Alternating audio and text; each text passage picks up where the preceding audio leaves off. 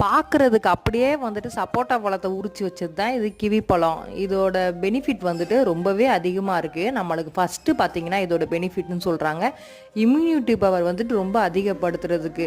நிறைய பேருக்கு அடிக்கடிக்கு வந்துட்டு எதனாச்சும் ஒரு பிரச்சனை வந்துக்கிட்டே இருக்கும், உடல் சார்ந்த பிரச்சனை. இதுக்கு வந்துட்டு இந்த கிவி பழம் சாப்பிட்றதுனால ரொம்பவே ஹெல்ப்ஃபுல்லாக இருக்கும்னு சொல்கிறாங்க.